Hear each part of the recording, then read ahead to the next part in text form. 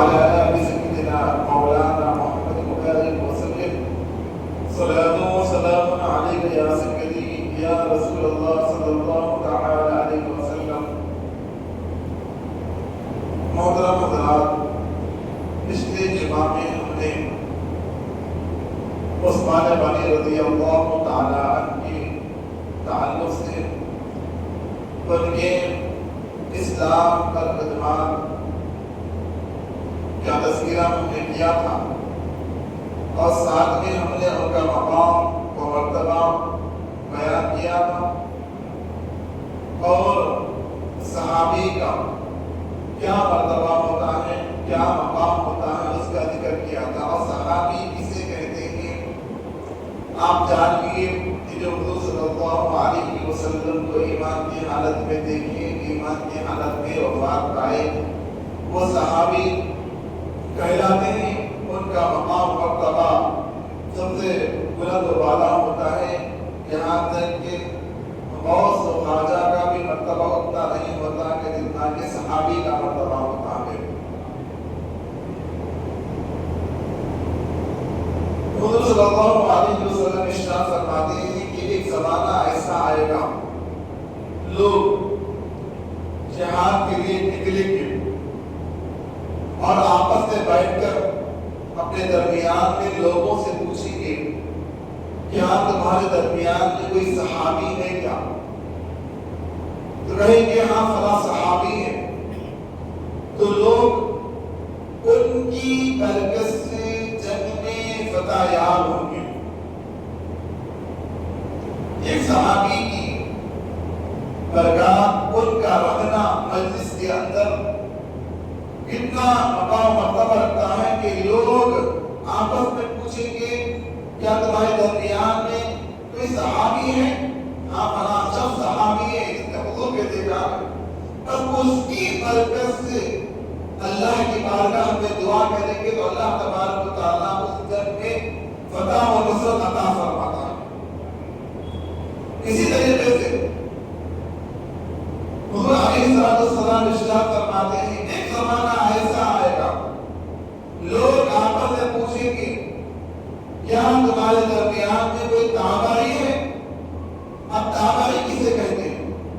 تابعی اسے کہتے ہیں جو حضور علیہ السلام کے کسی صحابی کو ایمان کی حالت میں دیکھے اور ایمان کی حالت پر وفات پائے، اسے تابعی کہا جاتا ہے۔ کسی صحابی کو دیکھنا، کسی صحابی کو دیکھنا یہ تابعی کہلاتا ہے۔ تو لوگ آپس میں پوچھیں گے کیا تمہارے درمیان میں کوئی تابعی ہے؟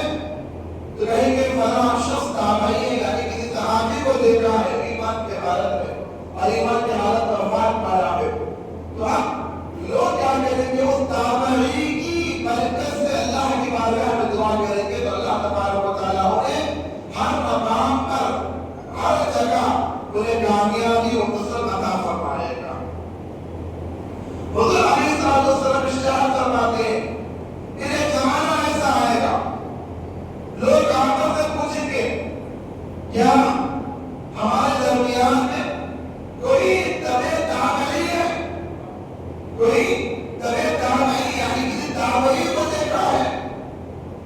تو لوگ کہیں گے ہاں ہمارے درمیان میں ایک شخص ایسا ہے جو تابعی کو دیکھا۔ تابعی کو دیکھنے والا کیا ہوتا ہے؟ تبع تابعی۔ تبع تابعی ہے ہمارے درمیان میں، تو لوگ کیا کریں گے؟ اس کی برکت سے اللہ کی بارگاہ میں دعا کریں گے تو اللہ تبارک و تعالیٰ اس کی وجہ سے لوگوں کو فتح و نصرت عطا فرمائے گا۔ اب غور کرو، آپ تبع تابعی کا مقام، تابعی کا مقام، صحابی کا مقام مرتبہ، اب اس کے بعد صحابی کے بعد خلفائے راشدین۔ خلفائے راشدین میں دیکھو آپ عشرہ مبشرہ کی ہیں، اور چار خلفاء ابو بکر صدیق رضی اللہ تعالیٰ عنہ، عمر فاروق رضی اللہ تعالیٰ عنہ، عثمان غنی رضی اللہ تعالیٰ عنہ، علی مرتضیٰ رضی اللہ تعالیٰ عنہ۔ جب تبع تابعی کا مقام ہے، تابعی کا یہ مقام ہے، صحابی کا یہ مقام ہے، تو عشرہ مبشرہ کا مقام ہے، تو خلفائے راشدین کا مقام مرتبہ کیا ہوگا؟ اندازہ لگاؤ آپ۔ وہ خلفائے راشدین جن کو حضور علیہ السلام نے ان کی زندگی میں جنت کی خوشخبری سنا دی۔ اس طریقے سے ہم نے عثمان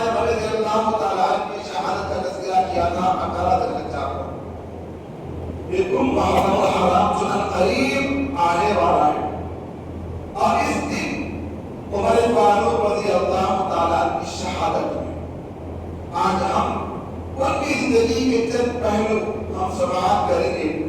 ذرا غور کرو، اسلام کے لیے یہ صحابہ کرام اپنا مال اپنی جان قربان کر دیے، اپنا سب کچھ نذر کر دیے۔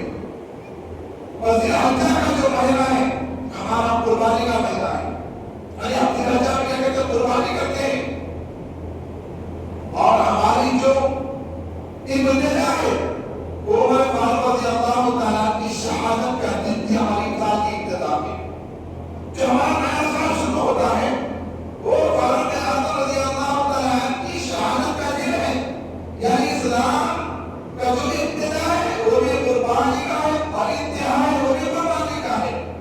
اسلام ہمیں ہر موقع قربانی مانگتا ہے، وقت کی قربانی، مال کی قربانی، اپنے لیے اللہ کے راہ میں سب کچھ قربان کر دینا یہ ایمان کا مومن کا شیوا ہوا کرتا ہے۔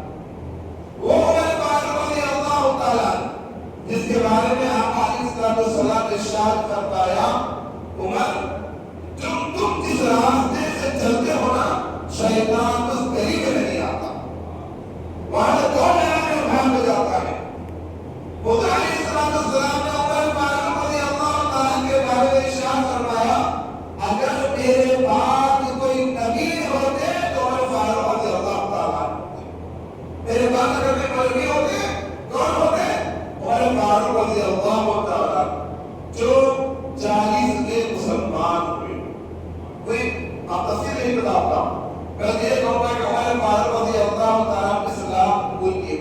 حضرت علیہ السلام نے اللہ کی بارگاہ میں دعا فرمائی تھی، اے اللہ ابو جہل بن ہشام بن حشام یا عمر بن خطاب کے ذریعے سے اسلام کو تثبیت عطا فرما، اسلام کو عزت دے۔ تو اللہ تبارک و تعالیٰ نے عمر فاروق رضی اللہ تعالیٰ کا انتخاب فرمایا۔ عمر فاروق رضی اللہ تعالیٰ 40 کے مسلمان ہوئے۔ جب اسلام قبول کیے، اسلام قبول کرنے سے پہلے مسلمانوں کا حال بہت برا تھا، مسلمانوں کو بہت زیادہ ظلم ہوا کرتا تھا، مسلمان تکلیفوں سے گزرا کرتے تھے، مسلمانوں کو ہر جگہ ان کو ستایا جاتا تھا، تکلیفیں دی جاتی تھی اور ان کو مارا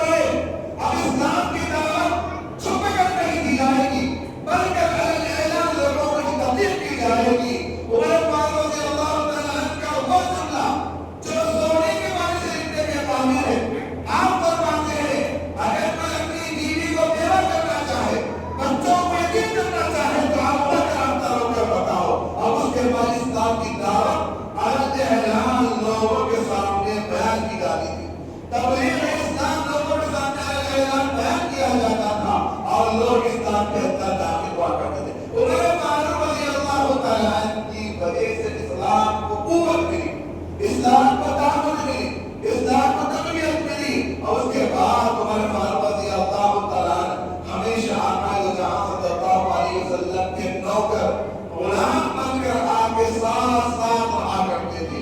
वो उमर फारूक रज़ियल्लाहु ताला जो खलीफतुल मुस्लिमीन है, अमीरुल मोमिनीन है, तो अबू बकर रज़ियल्लाहु ताला अन्हु के वफात के बाद आप खलीफा मुंतखब हुए।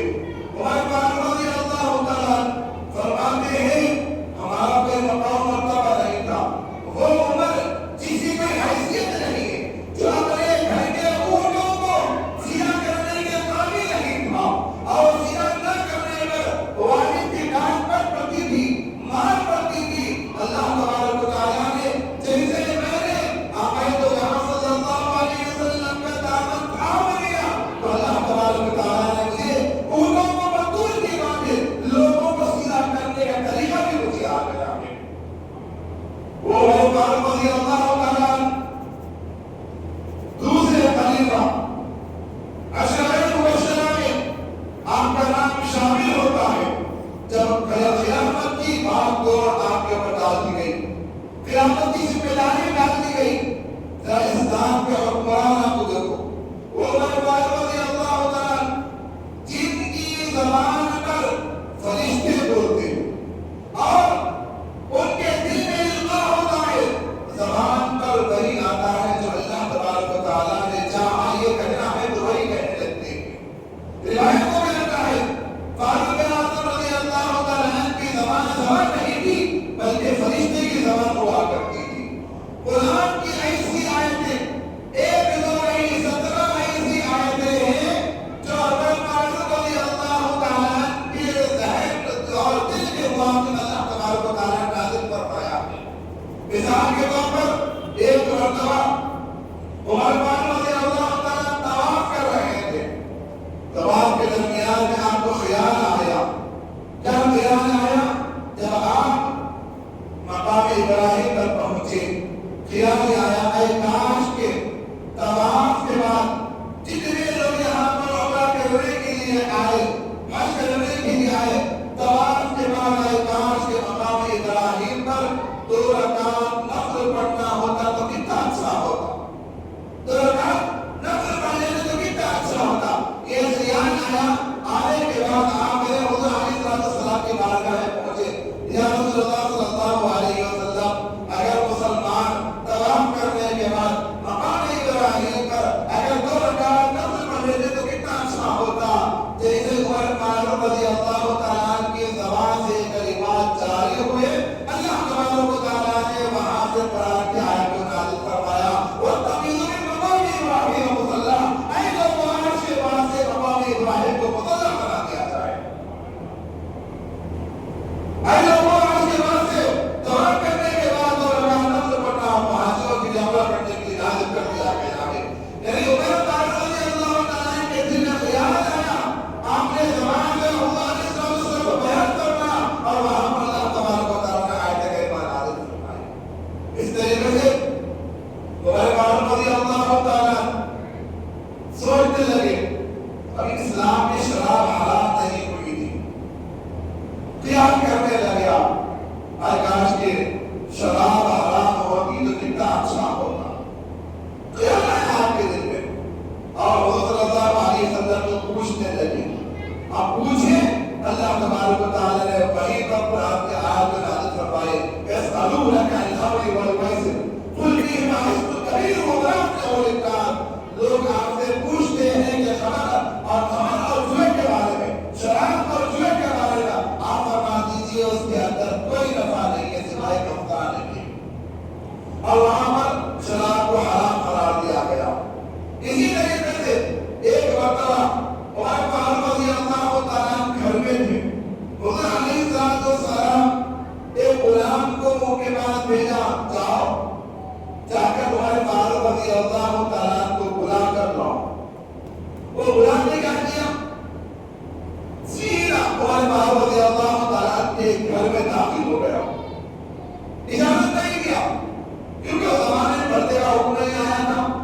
घरों में दाखिल होने की इजाजत तलब करने के बारे में हुक्म नहीं आया था। उमर फारूक रज़ियल्लाहु ताला को जरा नागवार गुजरी। ये गुलाम आ रहे हैं बगैर इजाजत के, लोग आ रहे हैं बगैर इजाजत के। मैं काश के घरों के अंदर दाखिल होना इजाजत माल होता तो कितना अच्छा होता।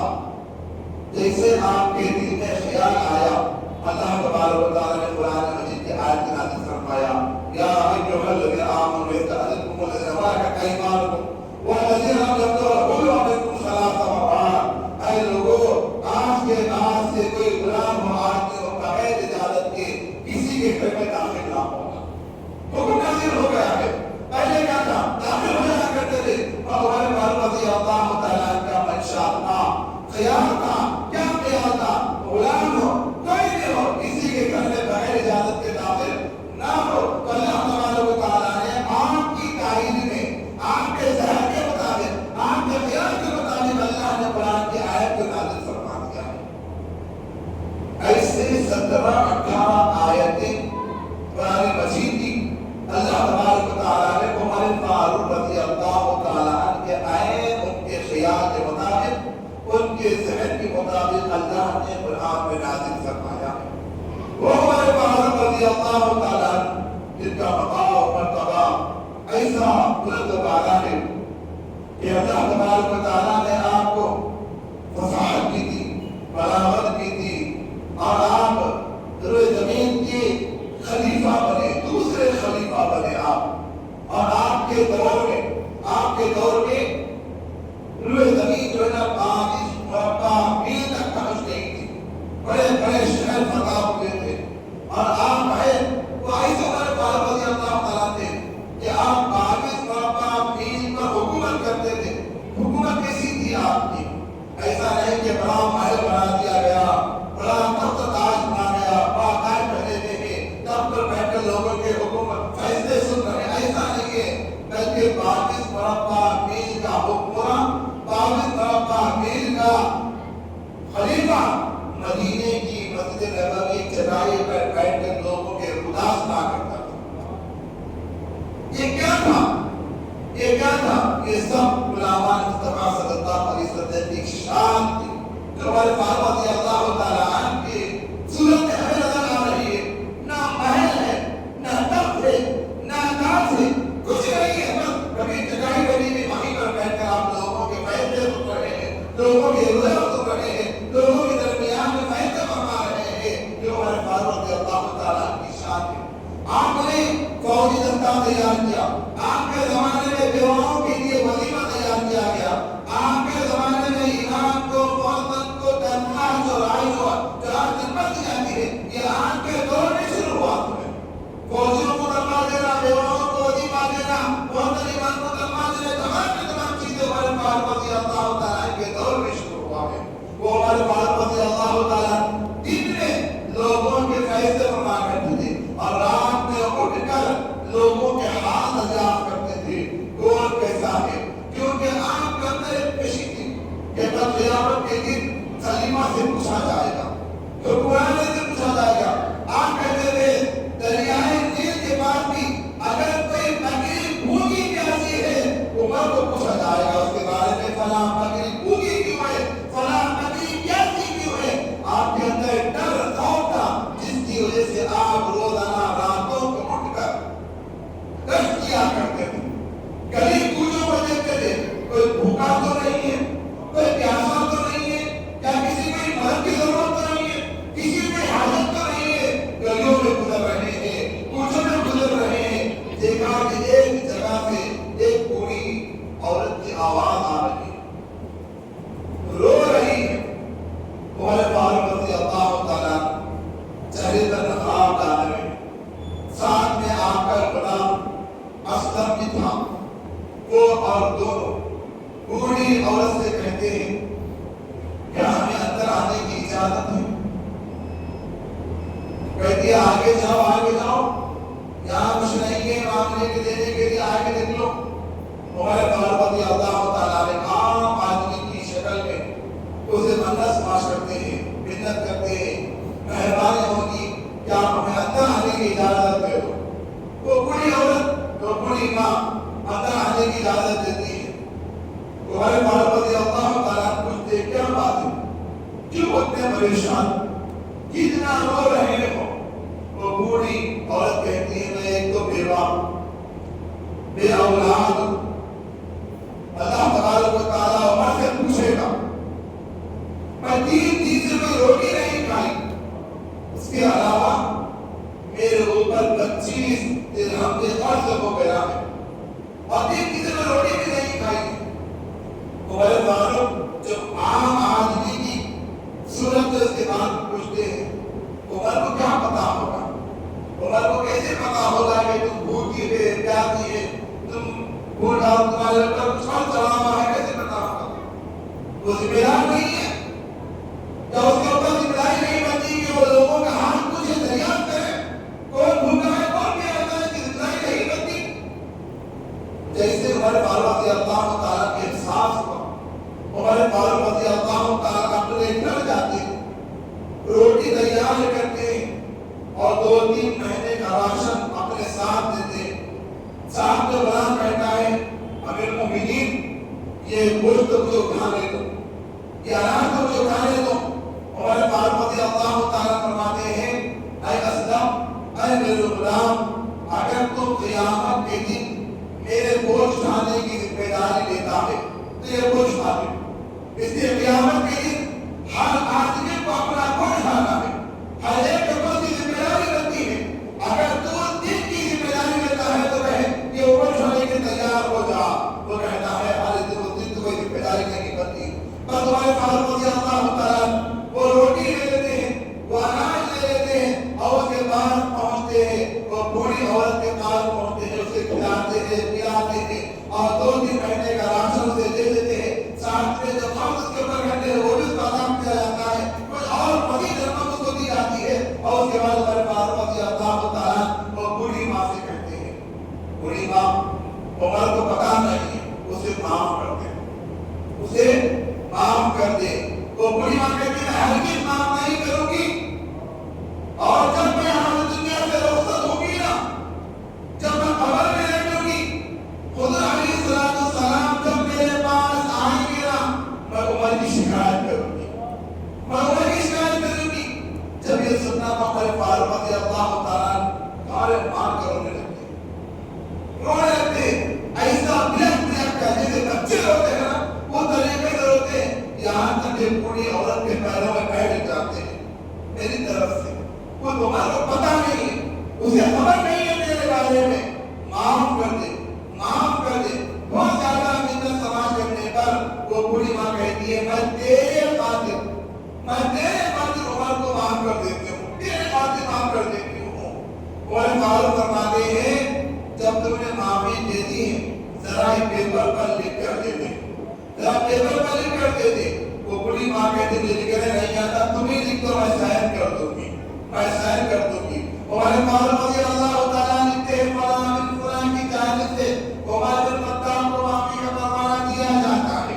پورا لکھنے کے بعد یہ لکھنے تھا، اتنے میں مولانا علی آ جاتے ہیں، عبداللہ بن مسعود بھی آ جاتے ہیں، آ کر کہتے ہیں عمر فاروق امیر المومنین آپ یہاں پر تشریف فرما ہے، وہاں پر شام سے کچھ لوگ آئے یہاں سے غلامات کے لیے۔ جیسے ہی امیر المومنین کا خلیفۃ المسلمین کا نام سنی اوقات جاتی ہے، حیرت جاتی ہے، کیا یہ عمر فاروق خلیفۃ المسلمین ہے، یہ امیر المومنین ہے؟ مجھے پتا نہیں تھا، جانے کیا میں نے کبھی کی تھی، کیا میں نے کے خلاف میں بولتی تھی۔ عمر فاروق فرماتے ہیں پریشان نہ ہو، تو نے وعدہ کیا ہے، تو نے وعدہ کیا ہے معاف کرنے کا، میں نے لکھ دیا ہے، اب سائن کر دے، اب دستخط کر دے۔ وہ بوڑھی عورت سائن کر دیتی ہے کہ میں نے عمر فاروق کو معاف کر دی ہے، اس کو کاغذ کو لپٹ لیتے ہیں۔ علی مرتضیٰ سے کہتے ہیں اے علی مرتضیٰ مجھے امید ہے کہ میری موت تمہاری موت سے پہلے آئے گی، میں پہلے موت کے بعد میں تمہارا انتقال ہوگا، جب میں اس دنیا سے رخصت ہو جاؤں، جب اس دنیا سے رخصت ہو جاؤں میرے کفن میں ایک کاغذ کا ٹکڑا رکھ دینا، ایک کاغذ کا ٹکڑا رکھ دینا۔ جب آقا علیہ السلام میرے قبر میں آئیں گے مجھ سے پوچھا جائے گا اے عمر تم نے کیا کیا میرے غلاموں کے ساتھ، تم نے میری امت کے ساتھ کیا کیا ہے، تو میں بتاؤں گا یا رسول اللہ صلی اللہ علیہ وسلم میں نے دنیا سے رخصت ہوتے وقت ایک بوڑھی ماں کو راضی کر کے دنیا سے رخصت ہوا ہوں، میں دنیا سے رخصت ہوا ہوں تو بوڑھی عورت کو بوڑھی ماں کو راضی کر کے دنیا سے رخصت ہوا ہوں، اور بطور گواہ پیپر کو بتاؤں گا جب میں کفن سے جب میں اٹھوں گا تو میرے قبر کے اندر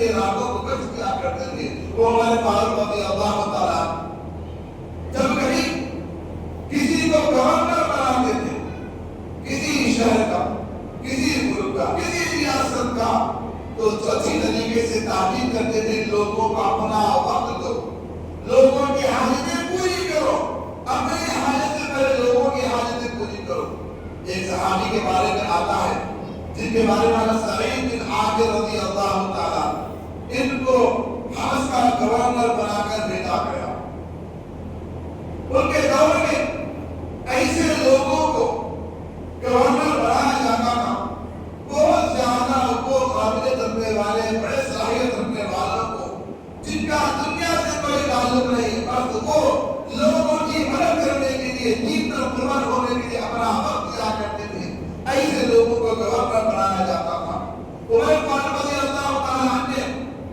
سعید بن عامر رضی اللہ تعالیٰ کو حمص کا گورنر بنایا ایک مرتبہ حمص میں پہنچنے کے بعد لوگوں سے پوچھا کیا بتاؤ تو صحیح تمہارا گورنر کیسا ہے تمہارا گورنر کیسا ہے حالات کس کے تمہارے ساتھ تعلقات تو صحیح رکھتا ہے تمہاری حالتیں تمہاری مدد تو کرتا ہے نہیں کرتا لوگوں نے کہا یا امیر المؤمنین سعید بن عامر سے جب شکایتیں ہیں عمر فاروق رضی اللہ تعالیٰ ارشاد فرماتے کیا شکایتیں ہیں بیان کرو سعید بن عامر روزانہ فجر کے بعد ملاقات نہیں کرتے بلکہ سورج نکلنے کے بعد لوگوں سے ملاقات کرتے ہیں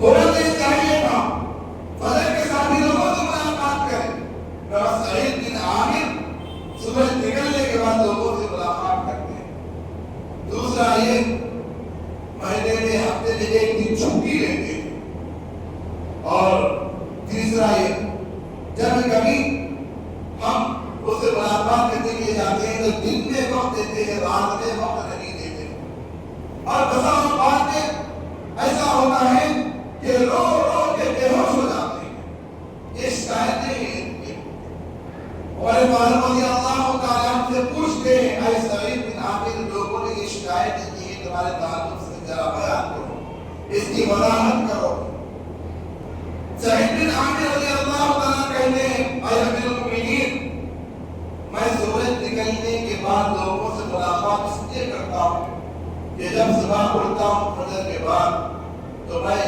گھر کا کام کاج کرتا ہوں کھانا وغیرہ پکاتا ہوں میرے پاس کوئی غلام نہیں ہے میری بیوی جو میرے ساتھ 35 سال تھی وہ مجھے پکا کر دیا کرتی تھی مگر اب بوڑھی ہو گئی ضعیف ہو گئی ہے لہذا گھر کا کام کاج کرتا ہوں کھانا پکاتا ہوں اور اپنی بیوی کو کھلاتا ہوں اپنے ہاتھ سے اور میری بیوی مجھے دعائیں دیتی ہے یہ کام کاج کر کر میں گھر سے باہر نکلتا ہوں اس لیے دیر ہوتی ہے ذرا غور کرو سعید بن عامر ملک کے شہر کے آپ گورنر ہیں چاہے تو 2-4 غلام کر سکتے تھے چاہے تو 4-5 بھائیاں رکھ سکتے تھے گھر کے لیے مگر آپ نے کوئی نہ غلام رکھا نہ کوئی بارتی رکھی نہ کوئی نوکرانی رکھی بلکہ فجر کے بعد لوگوں کا کام کرنے سے پہلے گھر کا کام کرنے کے لیے آپ کھانا بھی پکا رہے ہیں گھر کے برتن بھی دھو رہے ہیں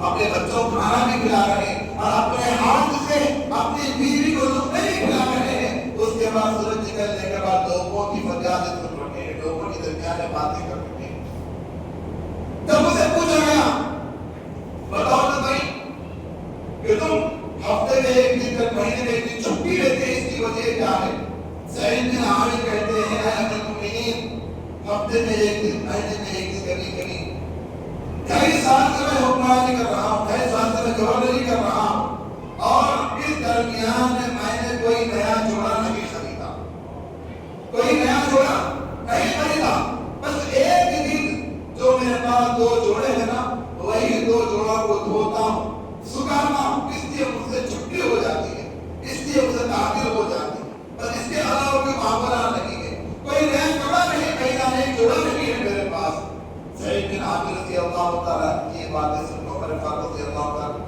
گردن کو نیچی کر دیتے ہیں اس کے بعد پوچھتے ہیں کہ تم لوگوں کو رات میں وقت نہیں دیتے ہو دن میں وقت دیتے ہو اس کی अमीर मुमिनीन ना होते तो ये राज नहीं बताता था, ये राज से पर्दा नहीं होता था। आप खलीफतुल मुस्लिमीन हैं, आप कहाँ पे कुछ देगा, इसलिए मैं जवाब दे रहा हूँ कि मैं दिन में लोगों का काम करता हूँ, मगर रात के लिए अपने रब के लिए वक्त निकाल कर रखा हूँ। रात का मेरे परवरदिगार के लिए रात में जिक्र अज़कार करता हूँ, नवाफिल पढ़ता हूँ, कुरान की तिलावत करता हूँ, पूरी रात उसके लिए वक्त कर दिया।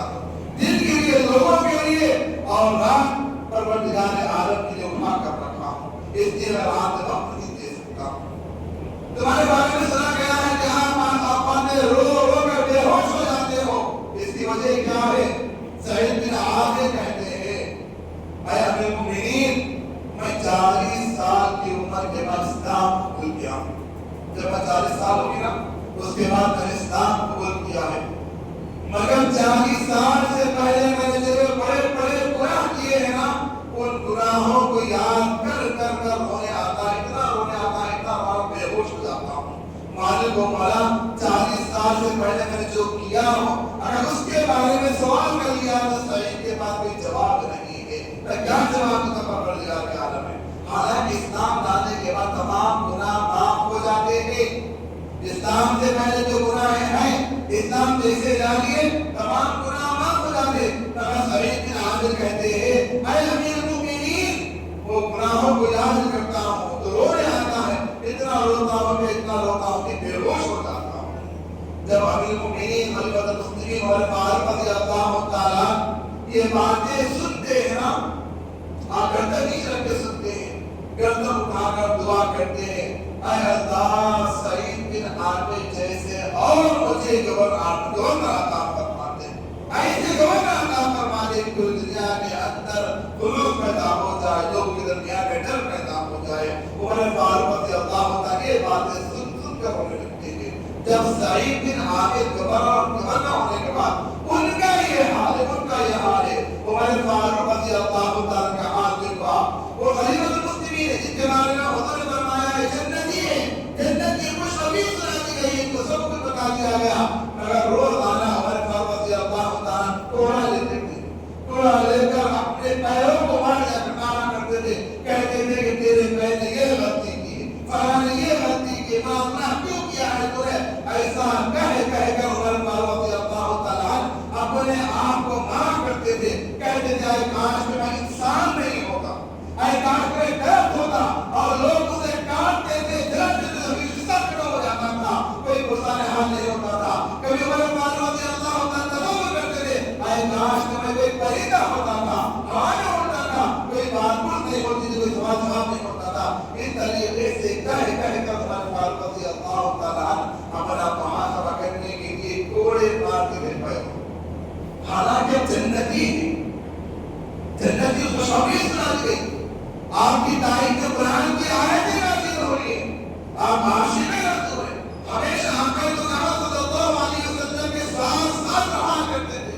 जवाब शरीफ के जिस जगह से उमर फारूक रज़ियल्लाहु ताला गुजरते थे, शैतान वहां से भाग जाया करता था।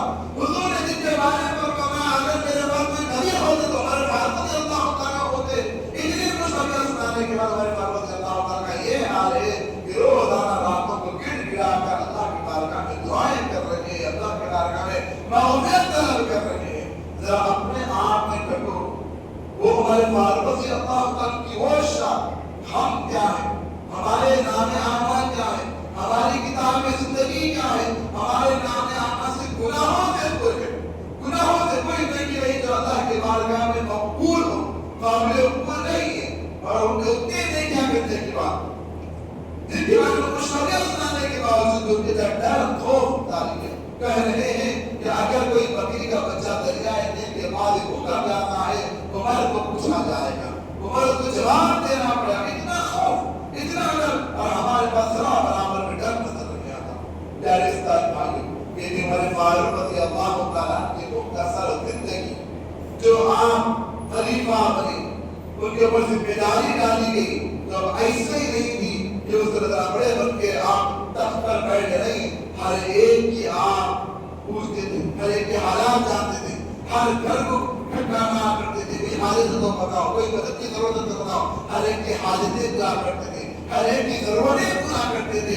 اتنا بڑا خلیفہ، اتنا بڑا امیر ممکن ہونے کے بعد لوگوں کے لیے اپنا سب کچھ چرانے کے لیے تیار. اور خود کا کیا حال ہے، خود کا کیا حال ہے. ایک مرتبہ ہمارے کو زمانے میں خلیفہ نمازیں پڑھا کرتے تھے، ان کی ذمہ داری تھی وہ امامت کرتے تھے. ایک نماز میں تاخیر ہو گئی، دیر سے آئے، دروازے پر ٹھہرے صحابی، کہا ہم جب تک آپ کے پیچھے نماز نہیں پڑھیں گے، جب تک کہ آپ جواب نہ دیں کہ تاخیر کیوں ہوئی، دیر کیوں ہوئی، وجہ کیا ہے اس کی. خلیفہ آیا، واحد طرف امیر کا حکم ہے، ان سے پوچھا جا رہا ہے دیر کیوں ہوئی، آپ مجھے بتاؤ اس کی. تو عمر فاروق رضی اللہ تعالیٰ جواب دیتے ہیں کہ دیر کی وجہ میں نہیں بتاؤں گا، بلکہ میرا بیٹا عبداللہ بن عمر بتائے گا. وہ عبداللہ بن عمر بتائے گا. وہ کہہ کر جواب دیتے ہیں والد صاحب کے پاس صرف ایک ہی جوڑا کپڑے ہیں، ایک ہی جوڑا کپڑے ہیں، بس اسی کو دھوتے ہیں، اسی کو سکھاتے ہیں، اسی کو پہن کر مسجد کو آ کرتے ہیں. آج کپڑے سوکھنے میں دیر ہو گئی ہے، اس لیے نماز میں تاخیر ہو گئی ہے. اس کے بعد امامت کے لیے آگے بڑھایا جاتا جب آپ نماز پڑھاتے ہیں. ایک صحابی مرتبہ ایسا ہوا مال غنیمت کے اندر، مال غنیمت میں عمر فاروق رضی اللہ تعالیٰ کے صاحب پوچھتے ہیں جب بھی کپڑا آتا تھا لوگوں میں تقسیم کر دیا کرتے تھے، آپ خطبہ دینے کے لیے ٹھہرے، ایک صحابی ٹھہر کر پوچھتے ہیں اے امیر المومنین، آپ جو کپڑا پہنے ہیں نا اس میں شلوار بھی بنا، شرٹ بھی بنا، اور ہم کو جو کپڑا دیا گیا ہے وہ کپڑے میں سے شرٹ بنا، شلوار نہیں بنا. آپ کے پاس دو کپڑے کا حساب ہے، اس کا جواب دو، اس کے بعد خطبہ دینا، اس کے بعد خطبہ سنا جائے گا. عمر فاروق رضی اللہ تعالیٰ شلوار بھی پہنے چلا آیا، نیا کپڑا بھی پہنے تھے، کپڑا تو سب کو برابر تقسیم ہوا، اور سب کو جو دیا گیا اس میں صرف شرٹ بن سکتا تھا، شلوار نہیں بن سکتا تھا. صحابی نے اعتراض کیا. عمر فاروق رضی اللہ عنہ کہتے ہیں اس کا جواب میرا بیٹا دے گا، میں نہیں دوں گا. عبداللہ بن عمر رضی اللہ تعالیٰ کا جواب دیتے ہیں اے لوگوں، یقیناً تم نے سچ کہا ہے، یقیناً تم نے سچ کہا ہے. جو مال غنیمت سے جو کپڑا دیا گیا تھا اس سے صرف اور صرف شرٹ بن سکتا ہے، شلوار نہیں بن سکتا ہے. والد صاحب کے پاس کپڑے پرانے ہو گئے تھے، ان کے پاس بڑے کپڑے تھے، پیور لگا کر کپڑے پہنا کرتے تھے. میرے حصے کا کپڑا میں نے اپنے والد کو دے دیا، اس کی وجہ سے وہ شلوار بھی بنا لیے، شرٹ بھی بنا لیے ہیں. میں اپنا کپڑا استعمال نہیں کیا، میرا کپڑا ان کو بطور تحفہ دے دیا ہے، اس لیے ان کے پاس نیا جوڑا آیا ہے. ذرا غور کرو کہ اس طرح کس کے واقعے ہو رہے، صحابہ کے واقعے ہو رہے ہیں، یہ جنات فرشتوں کی واقعات ہو رہے ہیں، یہ غلامان مصطفیٰ صلی اللہ علیہ وسلم کے اس دور کے واقعے ہو رہے ہیں. اس کے درمیان میں خلیفہ ہے، امیر المؤمنین ہے، خلیفۃ المسلمین ہے. اور ایسا نہیں ہے کہ اس سے کوئی پوچھنے والا نہیں، کوئی پوچھ رہا ہے وہ جواب بھی دے رہا ہے. ایسا نہیں تو کون بولنے والا، تیری ہمت کئی اور پوچھنے کے لیے تلوار نکالے گردن والا، ایسا نہیں ہوتا تھا، بلکہ اس کو جواب دیا جاتا ہے. یہی تو جمہوریت ہوتی ہے، یہی تو سیکولرزم ہوتا ہے. اس کے اندر ہر ایک کی جگہ بتایا جاتا ہے. یہ اسلام کی بہترین تصویر ہے جہاں پر حکمران برابر ہے اور رعایا بھی برابر ہے، ہر ایک برابر درجہ دیا گیا ہے. یہ اسلام کی بہترین تصویر ہے. یہ ہے عمر فاروق رضی اللہ تعالیٰ عنہ کی وہ شان، وہ عظمت. اتنا بڑا مرتبہ مقام ہونے کے بعد عمر فاروق رضی اللہ تعالیٰ عنہ کو ابو لؤلؤ فیروز جو 28 ذوالحجہ کو محراب کے اندر چھپ گیا تھا، عمر فاروق رضی اللہ تعالیٰ پر حملہ کرنے کے لیے آئے. نماز فجر کے وقت میں اس نے حملہ کیا. ایسا جب کیا ایسا فجر جو کئی دن تک تیزاب میں ڈالا گیا تھا وہ عمر فاروق رضی اللہ تعالیٰ عنہ کے سینے میں بے وقت کر دیا. وہ کیسا تیزاب تھا کہ عمر فاروق رضی اللہ عنہ اسی وقت بے ہوش ہو گئے. دوسرے صحابی آگے بڑھ کر بابا کی نماز پڑھائے. عمر فاروق رضی اللہ تعالیٰ کو گھر لایا گیا. طبیب وغیرہ آپ کا علاج کرنے کے لیے پٹی وغیرہ باندھے، بڑی مشکل سے ہوش آیا. عمر فاروق رضی اللہ عنہ جیسے ہوش آیا سب اس سے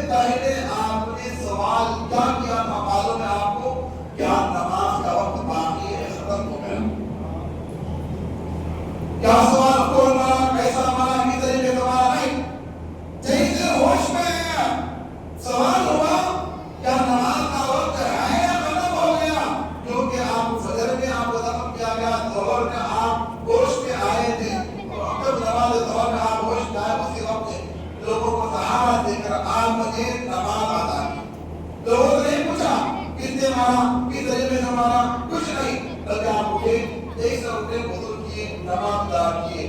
27 28 29 علی رہے, بیمار رہے, یقوم محرم الحرام کو آپ کی شہادت کی.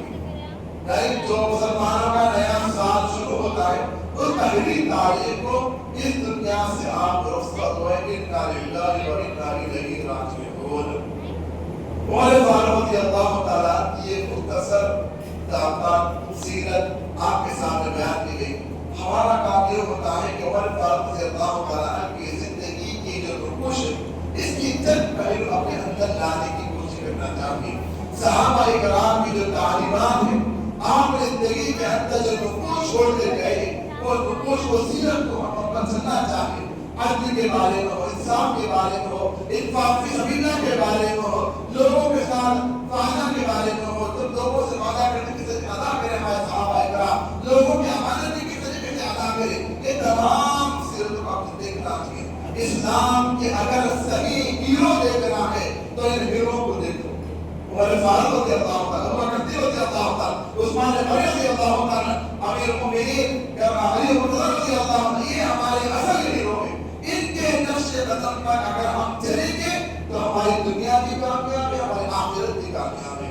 ہم تو بدور کی بات ہے, غیر مسلمین کہتے ہیں اگر حکومت کرنا ہے تمہیں تو عمر فاروق رضی اللہ تعالیٰ اور ابو بکر صدیق رضی اللہ تعالیٰ کی جیسی حکومت کرنا, ورنہ حکومت کرنے کی کوئی ضرورت نہیں ہے. غیر کہہ رہے ہیں, اسلام کہہ رہی ہے, غیر مسلمین کہتے ہیں حکومت اگر کرنا ہے تو ابو بکر صدیق رضی اللہ تعالیٰ جیسی کرنا, عمر فاروق جیسی کرنا, ورنہ حکومت کرنے کی ضرورت نہیں ہے.